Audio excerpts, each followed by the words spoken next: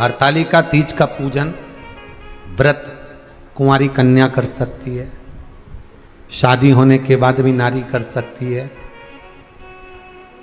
अंतिम अवस्था तक प्राण छूटे तब तक हरतालिका तीज का व्रत नहीं छोड़ना चाहिए। एक व्रत हमेशा याद रखो, एक एकादशी और एक हरतालिका। हाँ, इतना जरूर है, ज्यादा शरीर बेकार हो गया, बुढ़ापा आ गया, शरीर नहीं साथ दे रहा, तो कुछ फल खा लो, कुछ चाय दूध जूस आप लेकर कर लो। इतना भी नहीं बने, शरीर बहुत ही बेकार हो गया, तो आप एक समय फल का फलहार धारण कर लो, ठीक है। पर हरतालिका व्रत करने वाली माताएं भले उद्यापन कर दे, तो उस व्रत को थोड़ा हल्का कर लो। उद्यापन करा मतलब तुमने व्रत को हल्का कर लिया, थोड़ा हल्का कर सकते।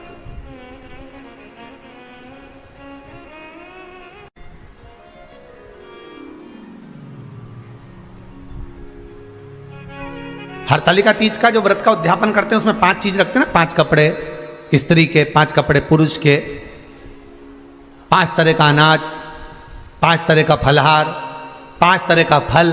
तो 5 तरह का जो फल रखाता है हरतालिका तीज के उद्यापन में, दुनिया के लोग उस 5 तरह के फल को केला गिन ले, पपीता गिन ले, मौसम्बी गिन ले, और अनार गिन ले, संतरा गिन ले, सब कुछ गिन लेते हैं, पर उस 5 तरह के फल में धतूरे को नहीं गिनते। पर शिव कथा में वर्णन आता है, हरतालिका तीज के उद्यापन में लिखा हुआ है, सबसे पहले 5 फल अगर गिनना है तो उसमें पहले धतूरे को गिनो, क्योंकि शंकर को वो प्रिय होता है, शंकर उसको स्वीकार कर लेता है। और धतूरा शंकर भगवान को क्यों चढ़ाया जाता है उसका प्रसंग आपको पहले भी कहा, आज फिर कहते हैं। धतूरा जब हम भगवान शंकर को समर्पित करते हैं तो हमारा कोई कार्य अटक रहा होता है, जिस कार्य को बार बार एग्जाम में बैठ रहे हो, बार बार परेशान हो रहा है, बार बार इंटरव्यू देने जा रहे हो, नहीं हो रहा, एक बार धतूरे को हृदय से भगवान को प्रेम से, करुणा सागर मेरे शंकर को दिल से एक बार वो धतूरा भगवान से विनती कर कर उसको चढ़ाओ तो सही, भगवान तुम्हारा कार्य सफल कर देगा। पर दिल से चढ़ाना, हृदय। हरतालिका तीज की पूजन करने वाले को चाहिए कि बालू का, मिट्टी का शिवलिंग बनाना चाहिए। फुलेरा जो बनाया गया है ऊपर शंकर जी के ऊपर लटकाने के लिए, टांगने के लिए, उसके नीचे शिव पार्वती गणेश जी की सुंदर बालू की मूर्ति बना लेना चाहिए, पार्थिव लिंग का निर्माण कर लेना चाहिए। शिव की आराधना करना चाहिए।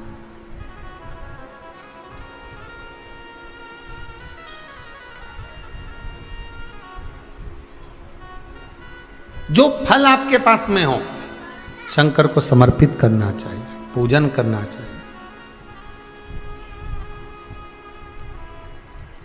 आराधना करो। सबसे पहली पूजन हरतालिका तीज की प्रदोष काल के अंतर्गत हो जाना चाहिए, शाम के समय पर। प्रयास करा करो प्रदोष काल के समय पर पहली पूजन हो जाए तो ज़्यादा अच्छा। पर लोगों की आदत रहती है कि 8 बजे तक, 8:30 बजे तक, 9 बजे तक पहली पूजन करें, फिर दूसरी आराम से, फिर तीसरी, फिर आराम से, फिर चौथी। तो ऐसा सब अपने अपने हिसाब से। पर शास्त्र रीति कहती है कि प्रदोष का जो समय होता है, प्रदोष काल जो होता है, शाम का जो समय होता है, उस समय पर हरतालिका तीज की पहली पूजन हो, जिससे आपका स्मरण चित्त शंकर भगवान में उस घड़ी, उस पल, उस क्षण में आप शिव के हो जाएं और शंकर आपका हो जाए। हाँ, अगर किसी के आने में देरी हो,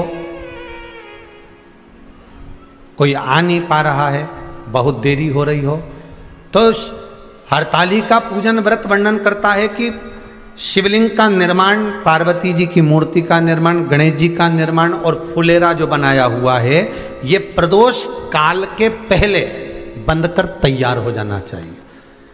प्रदोष काल के अंतर्गत फुलेरा नहीं बनना, फुलेरा पहले बन जाना चाहिए। और बहुत विशेष बात ध्यान रखिए हरतालिका तीज की, कि शंकर जी का जो अपने स्वरूप बनाया है, पाटे में, थाली में, चौकी पर, चौरंग पर जो स्वरूप बनाया है, वो पहले नहीं रखना है। पहले क्या बांधना है? फुलेरा। पहले फुलेरा बांधिए, उसके बाद उसके नीचे शंकर जी को रखिए। कई अब जो हरतालिका तीज का पूजन करते हैं तो उनके लिए हो गया। अब दूसरे के लिए भी सुन ले।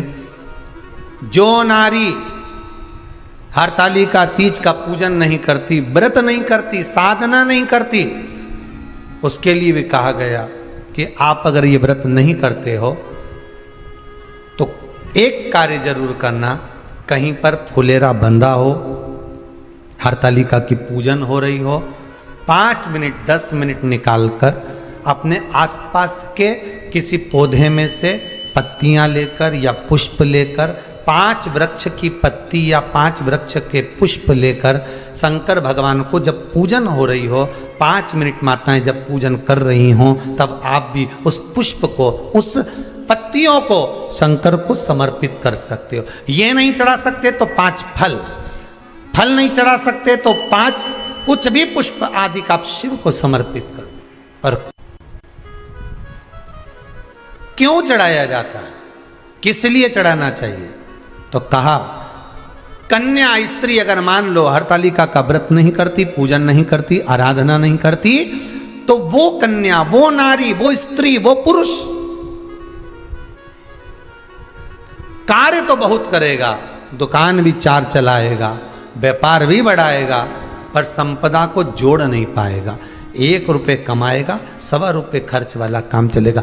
हस्त नक्षत्र में जो तृतीया पड़ती है, हस्त नक्षत्र के अंतर्गत जो तृतीया का महत्व कहा गया है, वो संपदा को बढ़ाती है, मनोकामना को पूर्ण करती है। इस नक्षत्र के अंतर्गत जो तृतीया आती है वो मनोकामना को पूर्ण कर कर चली जाती है। इसलिए शिव की आराधना के लिए प्रथम मान्य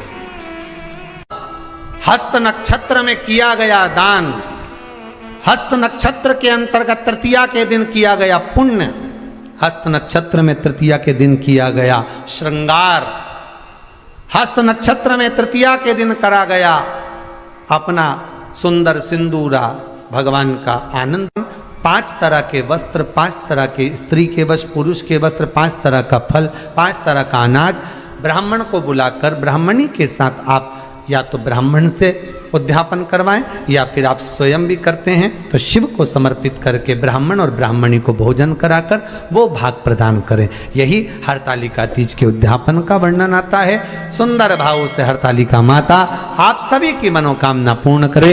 हर हर महादेव।